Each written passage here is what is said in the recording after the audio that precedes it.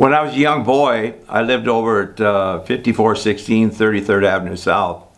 And this was during just when the war was winding down in the late 40s and the 50s and into the early 60s. But the neighborhood is much different than it is now. Back then, we had about 30 kids within 2-3 years of one another. And we had a lot of fun together. Growing up, we did a lot of crazy things together. And I guess the thing that really got us going was when I got a chemistry set for Christmas. And in that chemistry set, it had chemicals to make black powder. Not just disappearing ink and things like you get in a chemistry set now, but black powder. And we started out by making firecrackers, and then it went into bombs, and before you know it, they would malfunction, and the firecrackers would shoot down the alley, and wow, let's make a big rocket. So we started making rockets, we started mounting those on rocket cars, we started launching rockets, and our neighborhood was just, totally into explosives, making bombs. It was not just us. I know that other neighborhoods back then also were making firecrackers and making pipe bombs. They were doing all the crazy things that you would never even think about doing now. But we're in a different times now, so we didn't think of it the way that most people would think of that right now. But anyways, one of the things that we did every year is we'd jump on our bicycles and we'd ride over to Minnehaha Falls. And in the wintertime or the springtime, there'd still be ice back there, and we would go and climb behind the ice caves and play there, and never got hurt. The parents really didn't know where we were at, but we were out on an adventure, that's for sure. But then we would normally walk down the creek and to Minnehaha Falls, all the way through the falls area, and right down to where the river was at. Well, alongside the river, on the north side, there was a cave, and it's called Deadman's Cave. Us kids named it that, or somebody else told us that, I have no idea. But we used to always go in that cave and play back there, and it was really spooky, and when we had the girls or anybody with us, we'd scream, and they'd come running out. But this particular time that we went there, we found all these cases of dynamite, and oh my gosh, we were just like, wow, look at all the dynamite. So us kids, we loaded up all this dynamite, we put it in our baskets, and we brought it home. Now, what are we going to do with it? Well, we come to the conclusion that my mother, who used to do a lot of canning in the back, in the basement of the back of our basement there was an area with all these shelves on it. And there was no light back there. It was actually just like an extension cord that you would plug in if you wanted to go back there. But up in the rafters, that's where we hid all this dynamite. Well, later on we found out a number of things. First off, we shouldn't have taken that dynamite. Second off, we're all lucky to be alive. One of the things that we didn't know was we couldn't set it off, and we didn't know how to set it off. And we would put some in a fire, and nothing would happen. We would take some and we'd wrap it up with a rock, and the first time we tried that, we dropped it off the Ford Bridge onto the road down below. It did not go off. And later on, a guy by the name of Paul Brokaw, who was a few years older than us, says, well, you got to have blasting caps. And I says, well, what do they look like? And he says, well, they're a gold thing. They're made out of steel, and they got wires hanging out of them.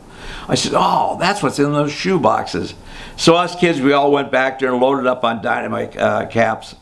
And at the time, I'd taken a small plastic box that they had put cigarettes in to roll up in your sleeve back then, and a couple of batteries and a button, a doorbell button.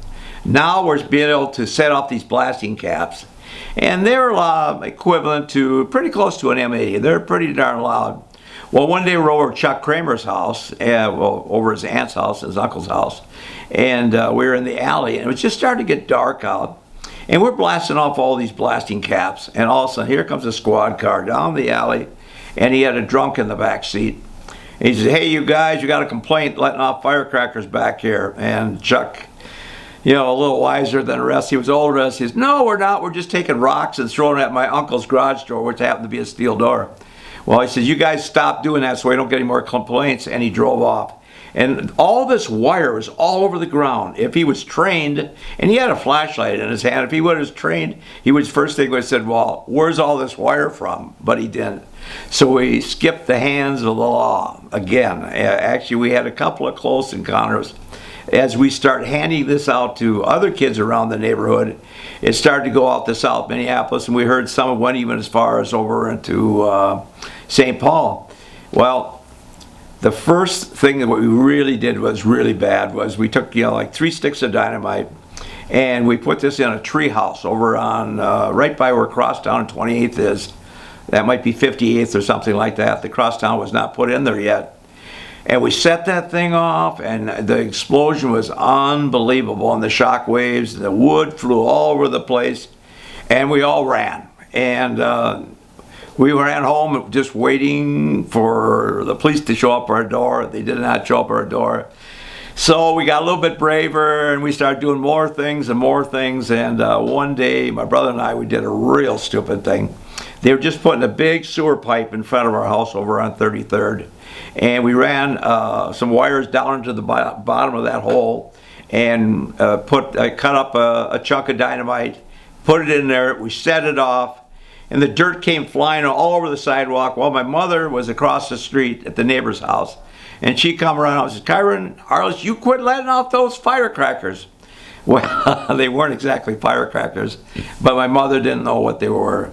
But the very next morning, my dad calls me into the bedroom, and he says, Kai, where is that dynamite? I says, we don't have no dynamite. We just got M8. He says, don't you lie to us. And he pulls out this newspaper article in the Star. It told about this kid, it was Paul Brokaw, who had gotten caught putting an apple tree in orbit. He had just set it off, and the police came around the corner, and he blew the whistle on all of us guys that he knew that had it. So needless to say, we had the police come to our house and made a visit at our place. Now, I was, I believe, 13 years old, and I was in the living room with my mom, my dad, and my brother and my sister, and my mother was crying, oh, is my son going to have to go to jail? And this is, no, Mrs. Michaelson, he's underage, and that dynamite was stored illegally to start with. Well, I could not believe it. Back then, here's these police with their arms loaded with dynamite, carrying the dynamite right past us out to the squad car and into the trunk. If that was in this day and age, they would have miles blocked. We would have cameras from all over the world there telling about these terrorists. But it wasn't. It was young kids playing that didn't know any better and are really lucky to still be alive. But from now on, this officer said, about every 30 minutes, we're going to send a squad car down this block to make sure that you guys are under control.